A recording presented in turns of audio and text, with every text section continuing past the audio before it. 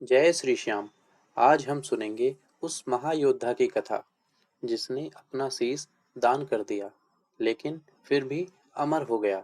कौन थे वो और कैसे बने हारे के सहारे, और क्यों खाटू श्याम आज भी अपने भक्तों की पुकार सुनते हैं, जानेंगे इस कथा के माध्यम से। आइए शुरू करते हैं। जय श्री श्याम। महाभारत काल में भीम के पुत्र घटोत्कच थे। घटोत्कच के पुत्र थे बर्बरीक। बचपन से ही बर्बरीक अत्यंत वीर और पराक्रमी थे।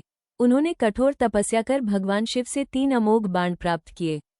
इन 3 बाणों की शक्ति ऐसी थी कि एक बाण से वे पूरी सेना को चिन्हित कर सकते थे, दूसरे से शत्रुओं का विनाश कर सकते थे और तीसरा बाण वापस तरकश में लौट आता था।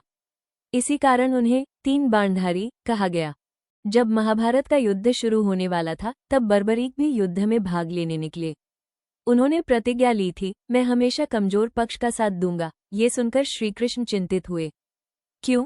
क्योंकि बर्बरीक इतने शक्तिशाली थे कि अगर वे कमजोर पक्ष का साथ देते तो युद्ध का संतुलन बार बार बदलता रहता और अंत में पूरी सेना का विनाश हो जाता। तब श्रीकृष्ण ब्राह्मण का रूप धारण कर उनके पास गए। उन्होंने पूछा, यदि तुम युद्ध में जाओगे तो क्या करोगे? बर्बरीक बोले, मैं कमजोर पक्ष का साथ दूंगा। कृष्ण ने परीक्षा ली, एक पीपल के पेड़ के नीचे खड़े होकर कहा, इन पत्तों को भेद कर दिखाओ। बर्बरीक ने एक ही बाण छोड़ा और सारे पत्ते भेद दिए। यहाँ तक कि एक पत्ता कृष्ण ने अपने पैर के नीचे छुपा लिया था, वो भी बाण ने भेद दिया। तब कृष्ण समझ गए, यदि यह वीर युद्ध में उतरा तो सृष्टि संतुलन बिगड़ जाएगा। उन्होंने ब्राह्मण रूप में दान मांगा। बर्बरीक ने कहा, जो मांगोगे दे दूंगा। कृष्ण ने कहा, मुझे तुम्हारा शीश चाहिए।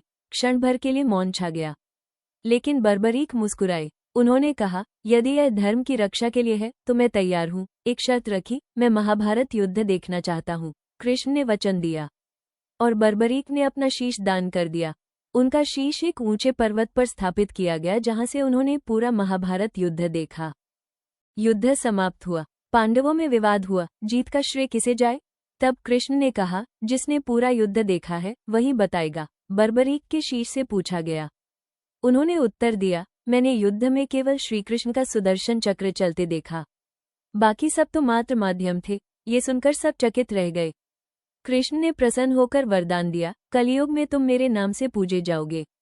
तुम श्याम नाम से प्रसिद्ध होगे। जो भी हारेगा तुम उसका सहारा बनोगे, इसीलिए उन्हें कहा जाता है हारे का सहारा। बाबा श्याम हमारा। उनका शीश राजस्थान के खाटू गांव में मिला। वहीं मंदिर स्थापित हुआ। आज वही स्थान प्रसिद्ध है, खाटू श्याम धाम।